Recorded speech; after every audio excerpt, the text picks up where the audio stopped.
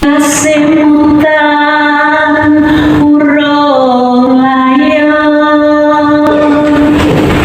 ane rapelingga rantaning lan urung pesma karya mukti doang ayu pun kakang pamit pasrah.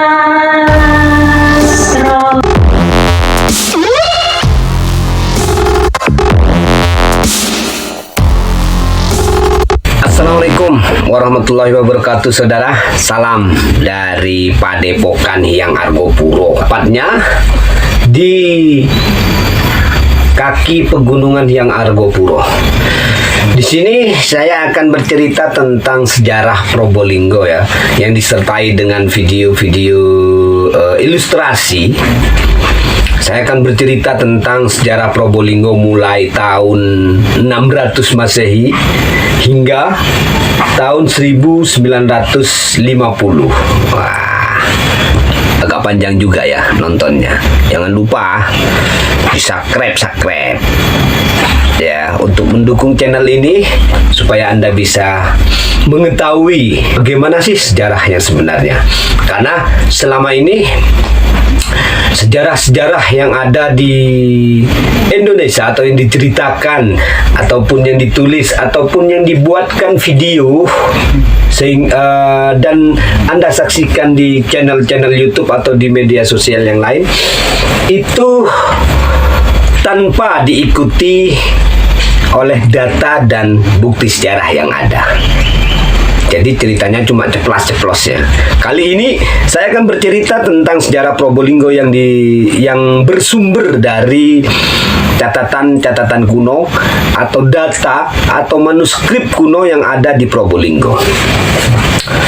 Juga saya sertakan beberapa bukti sejarah, walaupun tidak semua ya. Kalau semua mungkin videonya agak panjang. Jadi walaupun tidak semua akan saya ceritakan. Oke. Berawal dari Probolinggo pada masa tahun 600 Masehi. Sebagaimana yang dicatat dalam Prasasti Triesta yang berada di Pegunungan Tengger ya saudara. Prasasti Triesta saat ini dapat kita temukan bukti sejarah di wilayah Kabupaten Probolinggo, yang mana bukti sejarah ini tahun 600 dahulu itu bertebaran di wilayah Pegunungan Hyang Argopuro, mulai dari sebelah utara yaitu Paiton hingga ke wilayah Tiris atau wilayah Gunung Lemongan. Itu banyak sekali dapat kita temukan bukti-bukti sejarah yang menandakan bahwasanya peradaban Probolinggo itu mulai dari tahun 600 Masehi. Itu yang terdata dan diikuti dengan bukti sejarah tahun 600. Tahun 600 itu berarti masa kerajaan Kutai Kertanegara, Kalimantan. Tahun 600 Masehi. Ternyata di Probolinggo sudah ada peradaban manusia pada waktu itu. Menurut penelitian yang saya lakukan di wilayah Probolinggo itu bukti-bukti sejarahnya atau berupa batu yang dipahat berbentuk kotak-kotak, juga berbentuk kepala Semar Bondroyudo. Di sini juga ada situs Tomangan, yang mana situs Tomangan ini batu andesit yang dipahat membentuk semacam makam kuno ya saudara. Kalau dalam ilmu arkeologi disebut sarkofagus, itu ada di Kabupaten Probolinggo. Kemudian kita bergeser ke masa lain, Probolinggo pada tahun 1000 Masehi. Pada tahun 1000 Masehi kita bergeser ke sana. Sebagaimana yang dicatat di dalam Lontar Akeman atau manuskrip Akeman, yang mana antara tahun 1000 itu pegunungan Hyang Argopuro itu bersambung dengan pegunungan Hyang Brahma. Itu artinya Probolinggo itu dikurung gunung ya, berbentuk U seperti ini. Di tengah-tengahnya ini itu Probolinggo. Itu zaman dahulu. Sebagaimana bukti-bukti sejarah yang ada disebut di dalam Akeman tentang meletusnya 12 gunung purba di Probolinggo, di wilayah Probolinggo itu meletus gunung sehingga memutuskan sambungan pegunungan Hyang antara kalau sekarang kita kenal dengan pegunungan Hyang Argopuro dan pegunungan Hyang Brahma atau pegunungan Tengger. Itu sehingga terputus ya. Sampai saat ini dapat kita lihat pegunungan Tengger itu berada di sebelah barat Probolinggo, pegunungan Argopuro itu berada di sebelah timur Probolinggo.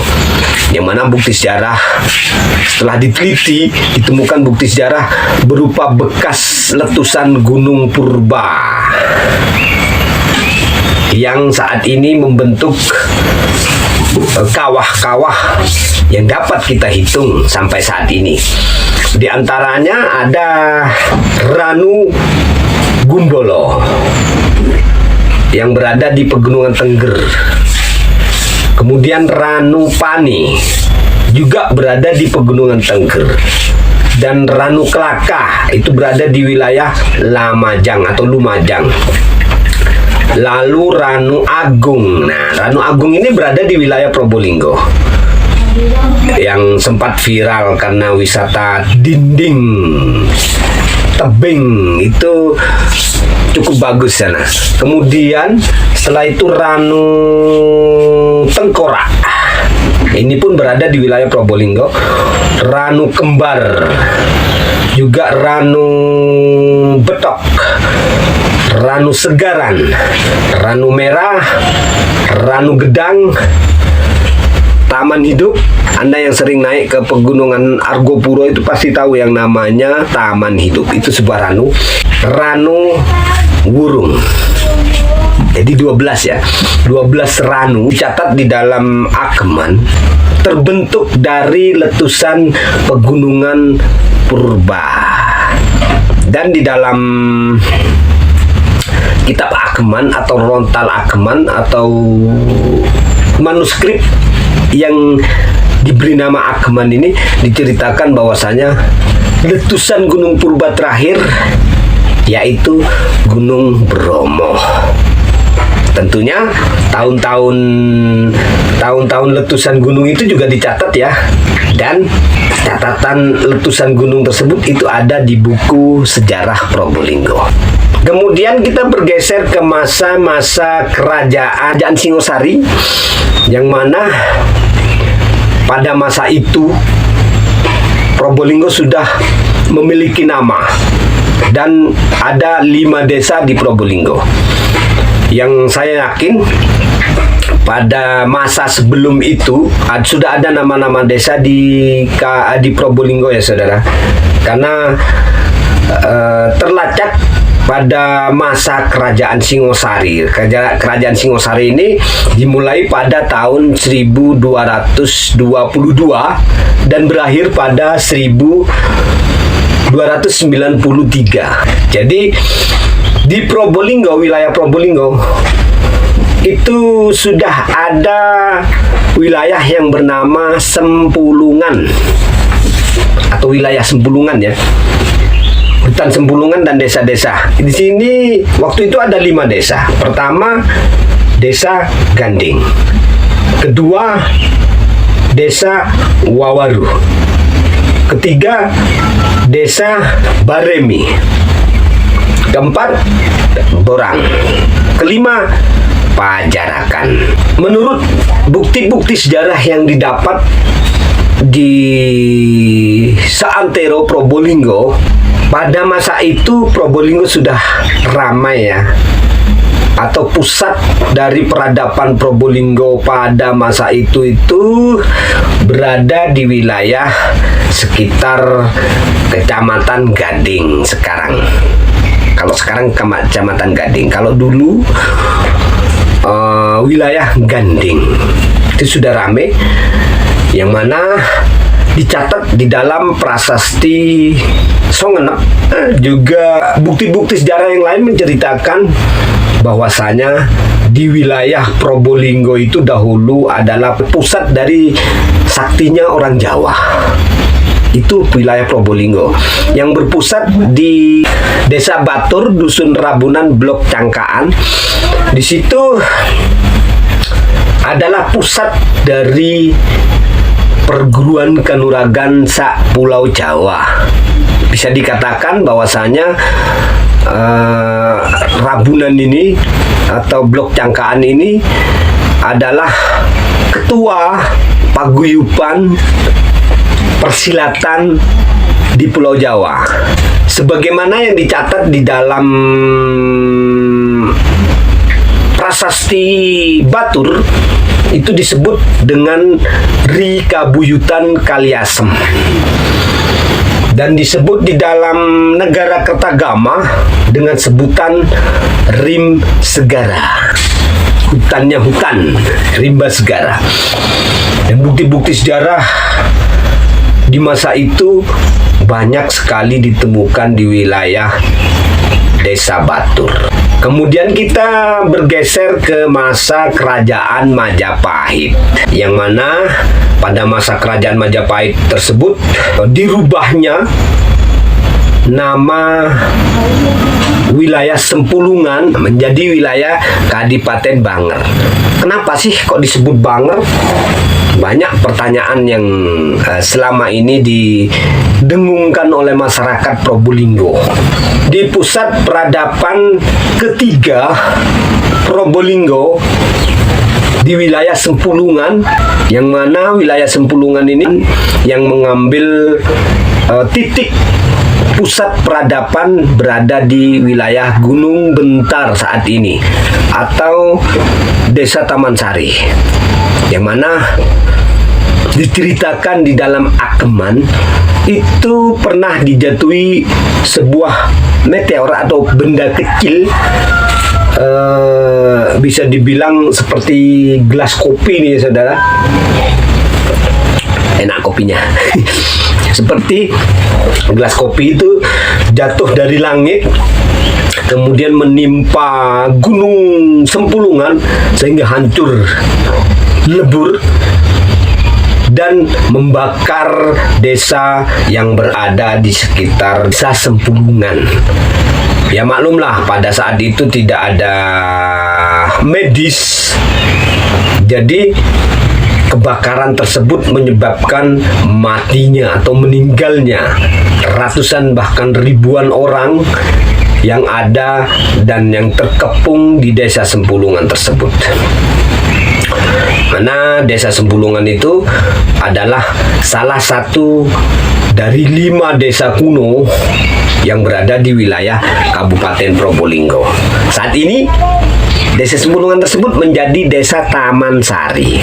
Sesuai bukti sejarah yang saya temukan berupa batu meteor yang saat ini saya simpan ya saudara, sebagai koleksi. Kita kembali ke masa Majapahit.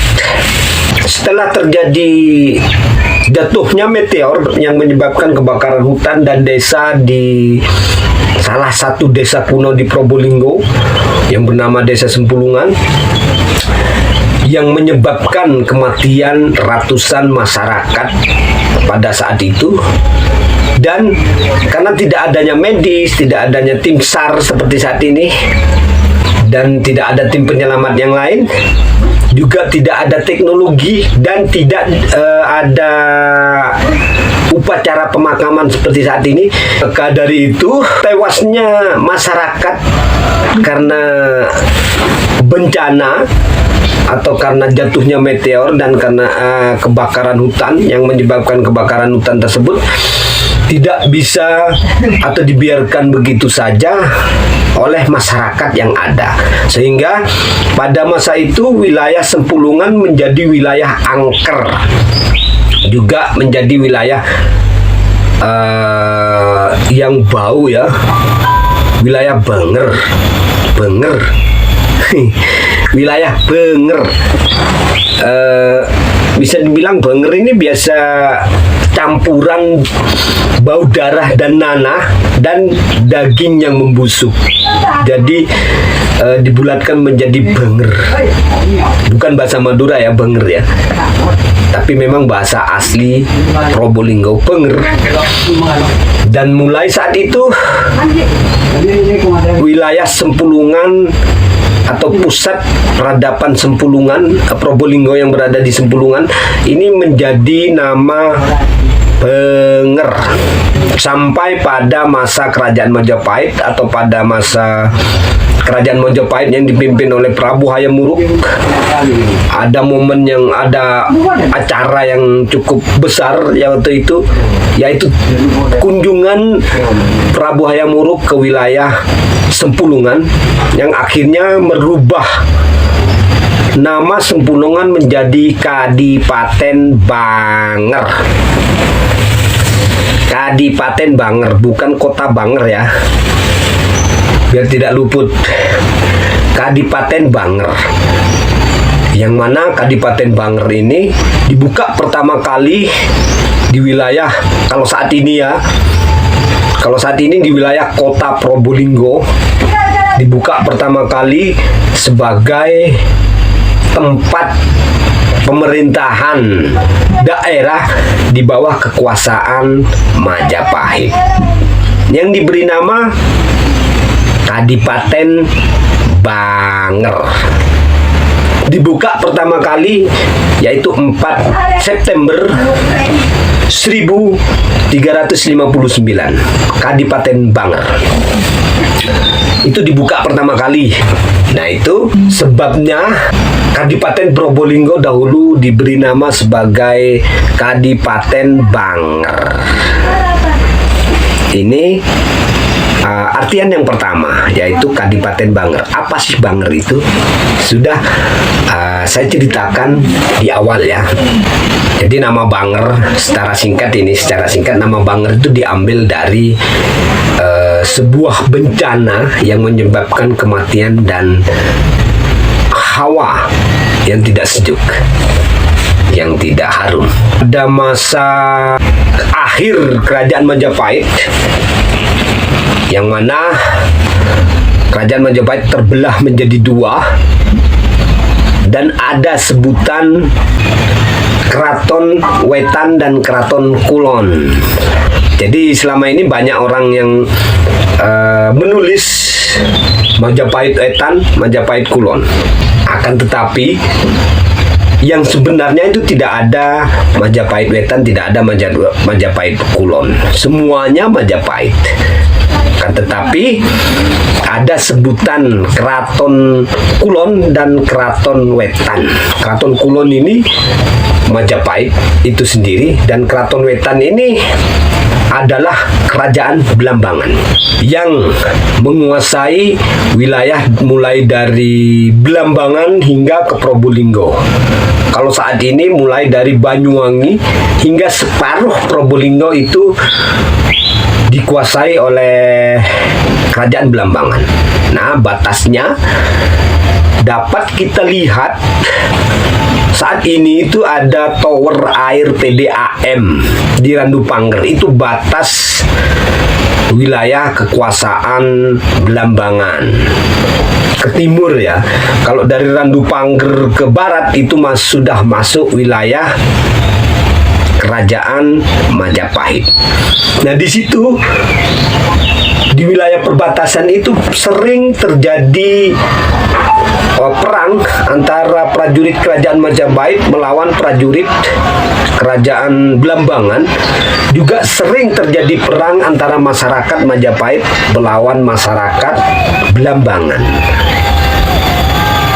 Dalam sejarah Probolinggo, perang tersebut disebut Perang perang lokal.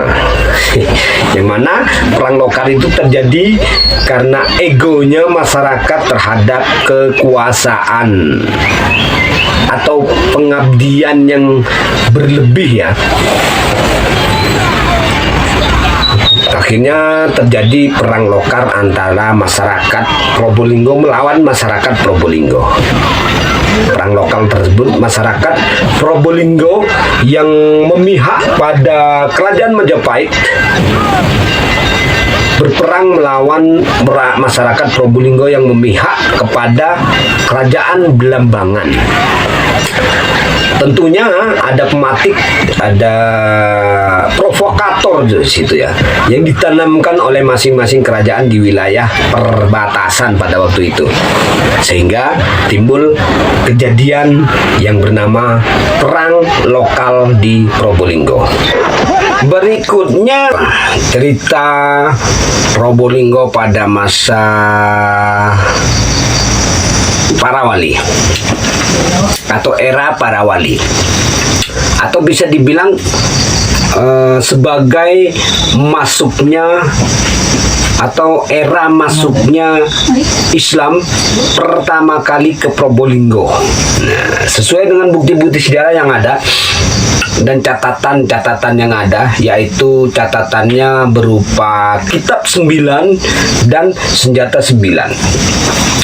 Juga bukti sejarah berupa masjid pertama kali yang dibangun di Probolinggo yang dinamakan sebagai Masjid Santana, yang berada di Desa Kergenan, Kecamatan Kraksan.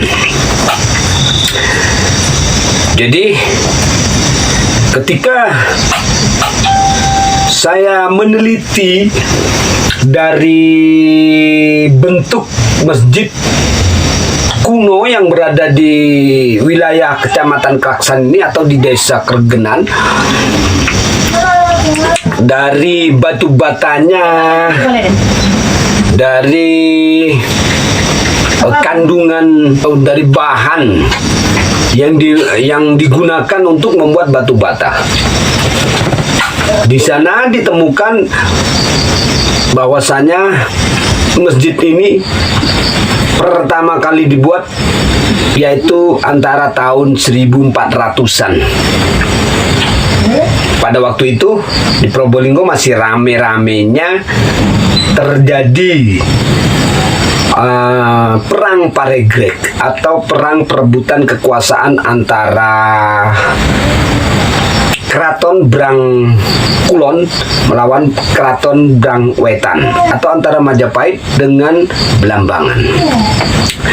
Sehingga masuknya Islam dapat meredam amarah yang timbul dari masyarakat akibat dari peperangan yang terjadi pada masa itu, yaitu perang Paregreg ya. Jadi masyarakat itu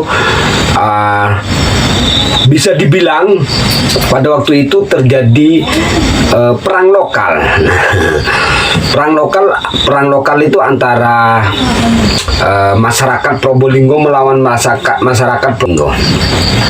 Pada zaman dahulu separuh Probolinggo itu masuk ke wilayah kerajaan atau masuk ke wilayah kekuasaan Majapahit, dan sebelahnya lagi masuk ke wilayah kekuasaan Belambangan. Nah, di situ masyarakatnya yang berada di wilayah Belambangan, juga masyarakat yang berada di wilayah Majapahit itu saling memegang senjata dan berperang ya. Jadi dalam sejarah ditulis sebagai perang lokal. Kita bergeser pada masa Mataram dengan masa kerajaan Belambangan. Setelah Majapahit runtuh,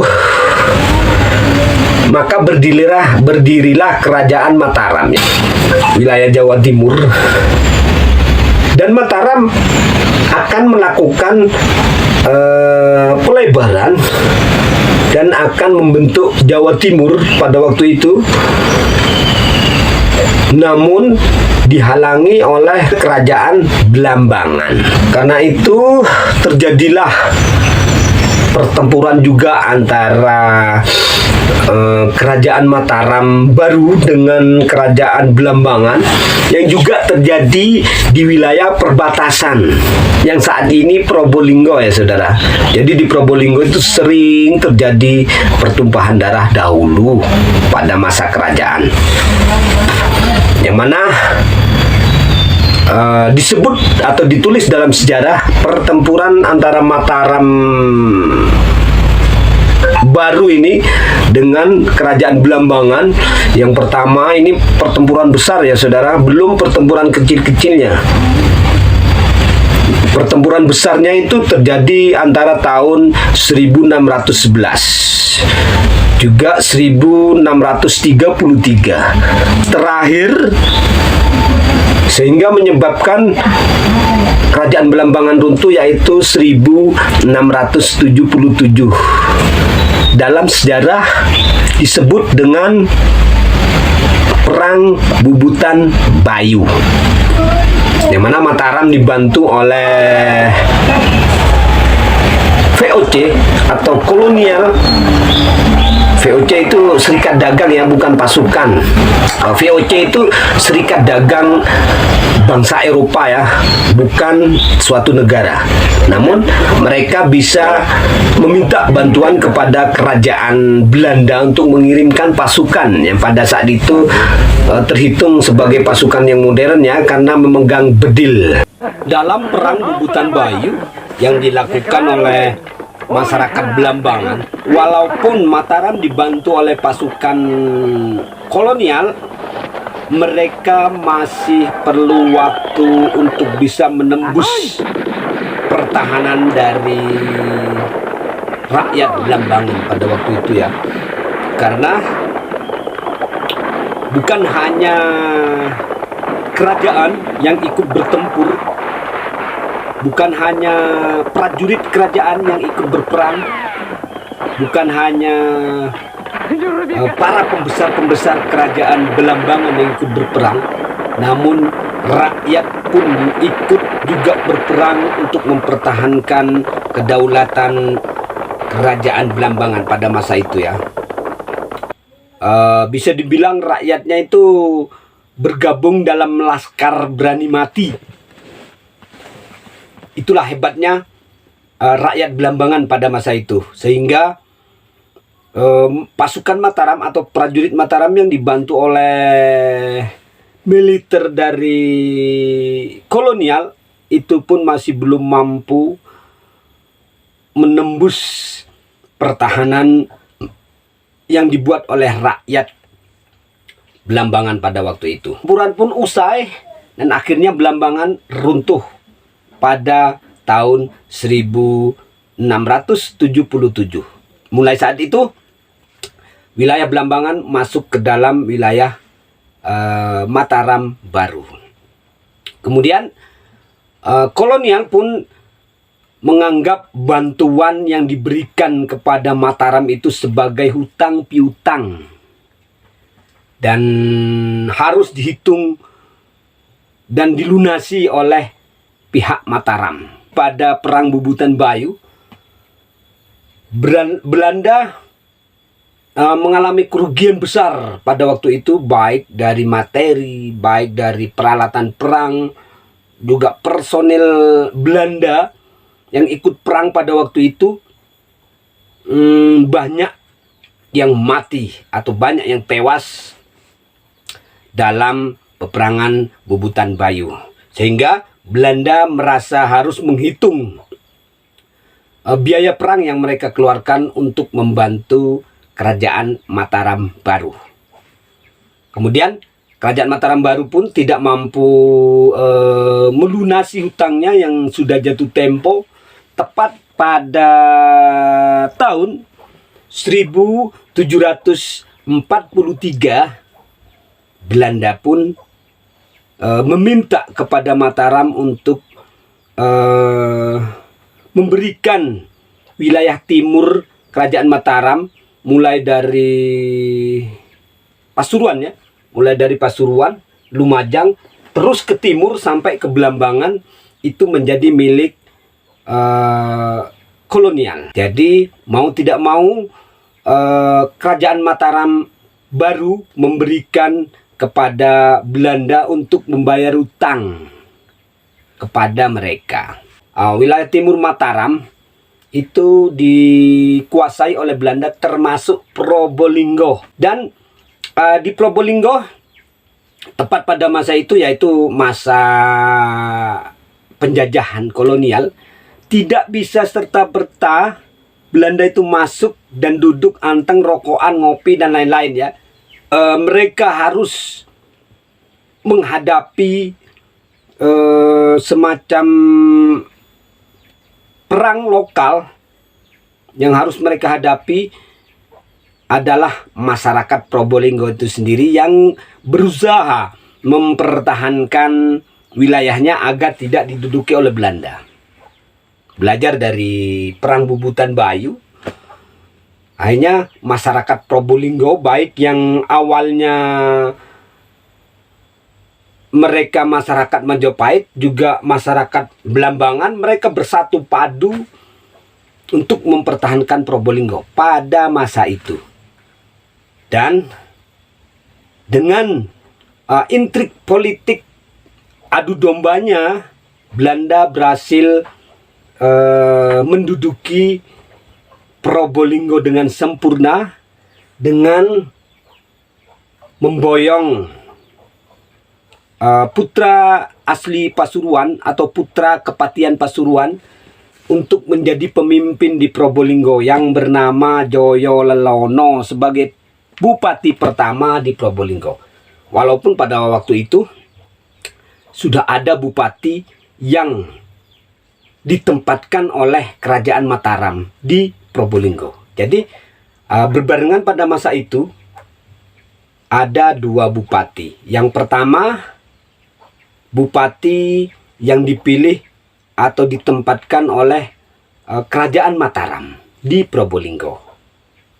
Rumah bupati pertama itu kalau tidak salah saat ini itu berada di sekitar Eratek, baratnya Eratek ya, karena di sana ada bukti-bukti sejarahnya, dan makamnya pun berada di barat Eratek. Kalau saat ini masuk ke wilayah Pilang ya, perempatan Pilang ke selatan sedikit, di sana ada makam bupati pertama.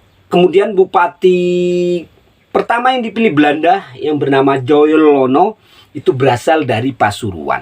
Sedangkan bupati pertama yang dipilih oleh Mataram itu asli putra daerah Probolinggo.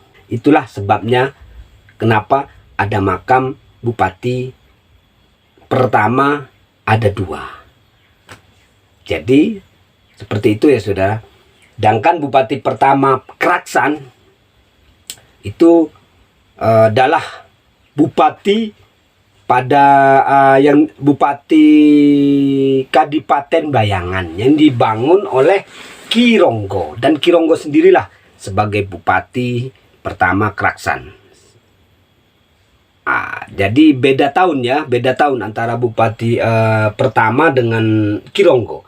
Bupati pertama Probolinggo itu pada tahun 1746, sedangkan bupati pertama Kraksan ini pada tahun 1813 sampai 1825. Bupati pertama Kraksan ini sebagai pemerintahan tandingan yang dibuat oleh masyarakat Kraksan, juga masyarakat Probolinggo, karena pada waktu itu Probolinggo sudah kacau balau ya, tepatnya pada masa bupati kelima Kapiten Hang Kek Ho, seorang Cina ya. Pada masa itu dalam sejarah Probolinggo tertulis Kepruk Cina Probolinggo. Nah, Cina Probolinggo ini ada datanya, ada bukti sejarahnya, ada prasastinya. Kejadiannya pun bisa diurai dari data dan bukti sejarah tersebut. Kemudian setelah itu kita bergeser ke masa Jepang. Jepang masuk ke wilayah Probolinggo itu tidak memerlukan alat-alat berat, alat-alat pertempuran berat ya, seperti tank, pesawat dan lain-lain. Itu tidak memerlukan seperti itu ya Jepang ya. Karena pada masa kolonial dahulu Probolinggo itu bukan wilayah militer. Akan tetapi Probolinggo adalah wilayah pendidikan. Jadi Jepang waktu masuk ke Probolinggo dari arah Pantai Dringu saat ini, Pantai Dringu sampai Pantai Tugu, itu lokasi pendaratan tentara Jepang. Tentara pendudukan Jepang hanya membawa senapan laras panjang saja, tidak membawa tank atau alat-alat tempur berat ya. Karena mereka mengira tidak akan ada perlawanan dari dari orang-orang Belanda yang ada di Probolinggo, karena Probolinggo merupakan wilayah pendidikan pada waktu itu. Ternyata benar, dengan sekejap Jepang dapat menguasai wilayah Probolinggo hanya dalam waktu kurang lebih 2 jam, dan menduduki Probolinggo selama 3 tahun juga ya. Dan Belanda menjadikan wilayah-wilayah Probolinggo sebagai wilayah yang mereka mau, yaitu di wilayah timur alun-alun kota Probolinggo saat ini, yang dibuka oleh Jepang pertama kali, sehingga menjadi hunian orang-orang elit Jepang atau orang-orang pangkatnya Jepang ya, berada di sana dahulu. Ini menurut keterangan saksi sejarah, bukan lagi prasasti atau bukan lagi catatan atau tulisan atau manuskrip, bukan lagi ya. Ini saksi sejarah yang melihat langsung, mengatakan bahwasanya Kampung Keles itu dibuka pertama kali oleh orang-orang Jepang, dan menjadikan Kampung Keles sebagai kampungnya orang-orang elitnya Jepang. Kemudian Jepang juga membuat kampung Jugun Ianfu. Nah, kampung Jugun Ianfu ini kalau menurut orang Jepang itu adalah tentara wanita yang diambil dari perempuan-perempuan Indonesia, perempuan-perempuan Probolinggo diambil untuk dan ditawarkan kerja sebagai tentara wanita oleh Jepang. Yang pada kenyataannya, menurut cerita saksi sejarah lagi nih ya, beliau mengatakan bahwasanya Jugun Ianfu itu bukanlah tentara Jepang, tapi adalah gundik-gundik Jepang atau pemuas nafsu pasukan Jepang dan lain-lain lah ya. Itu posisinya sekarang berada di Kampung Dok Mayangan. Kalau Kampung Dok Mayangan itu sekarang menjadi KTI baru. Di situ Jepang mendirikan Kampung Jugun Ianfu. Ini menurut keterangan saksi sejarah yang sempat saya temui. Dan sayang, saat ini beliau sudah wafat. 3 tahun berlalu, Jepang pun digeruduk atau diserbu oleh pemuda-pemuda pelajar Probolinggo yang bernama Mastrip, juga TGP. Ini adalah sekumpulan pelajar-pelajar Probolinggo yang menjadi satu perkumpulan, atau istilahnya zaman sekarang itu apa ya? Geng. Lebih tepatnya geng. Geng Mastrip juga geng TGP menyerbu markas Jepang dan merampas semua senjata milik Jepang. untuk dimiliki oleh mereka dan akan mengusir Jepang dari Probolinggo pada waktu itu. Setelah itu Jepang pun terusir dan kemerdekaan Republik Indonesia tercapai. Namun ada lagi satu, yaitu agresi militer ke Probolinggo. Masa agresi militer ke Probolinggo ini dimulai pada hari Minggu tanggal 23 Juli 1947, yang mana pasukan yang ada di Paiton itu tidak mampu menghadang laju pasukan Nica atau agresi militer Belanda II masuk dari wilayah timur Probolinggo, yaitu pertama dari Paiton, di situ Bondo menuju ke Paiton. Di Paiton dihadang, tidak mampu menghadang. Kemudian pasukan yang ada di Probolinggo, pasukan TNI yang ada di Probolinggo yang bertugas di Paiton akhirnya terdesak menuju ke Kraksan, berkumpul di Kraksan. Kemudian di Kraksan pun berhasil didesak oleh Belanda, dan pasukan TNI kita terdesak mundur ke arah Pajarakan. Di Pajarakan, Belanda pun menghadapi perlawanan sengit dari tentara TNI, dari tentara Republik Indonesia atau TNI ya, yang dibantu oleh laskar-laskar tempur rakyat yang tergabung dalam Laskar Genggong. Akan tetapi laskar-laskar dan pasukan TNI itu pun tidak mampu menghadapi serbuan Belanda, yang pada akhirnya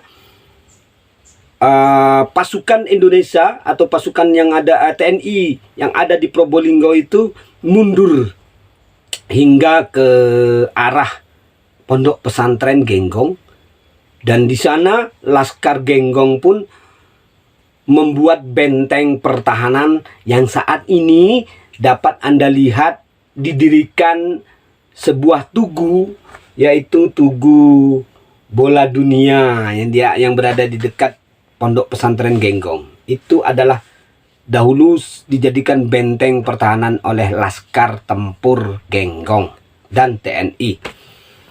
Kemudian Belanda pun mendesak seluruh pasukan sampai pada jam 6 ba'da maghrib, Belanda pun dapat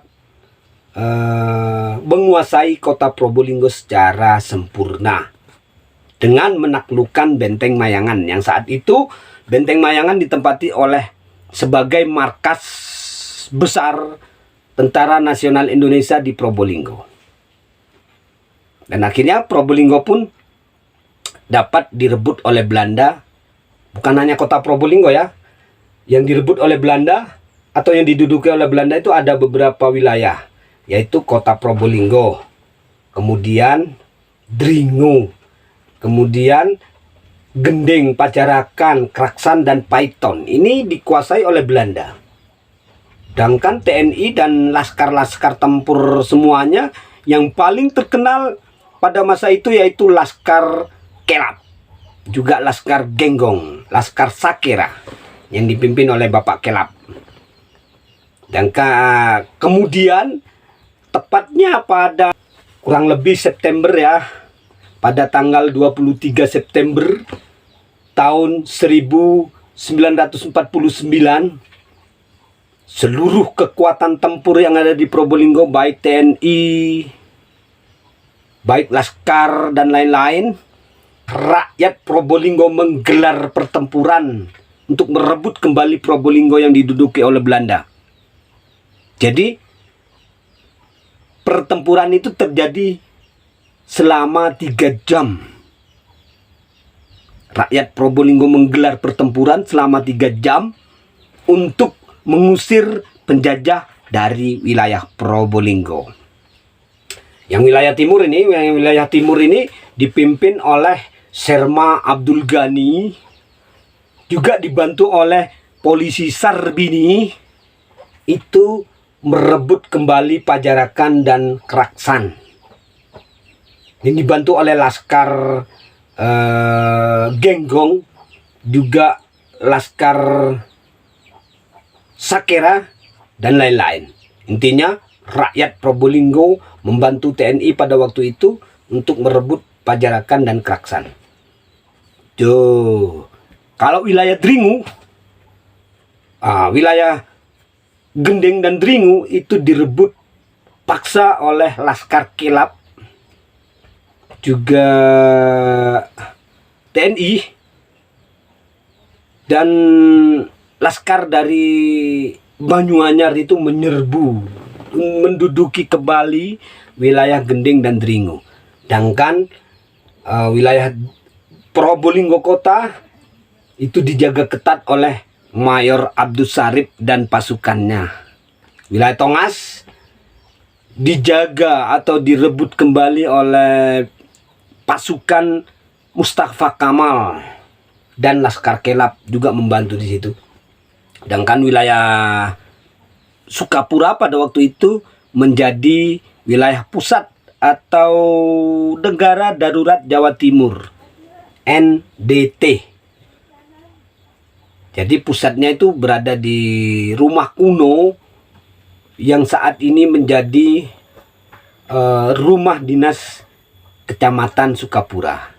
Sedangkan pasukan-pasukan TNI dan Laskar itu berada di Rumah Kuno yang saat ini berada di sebelah barat pom bensin Sukapura.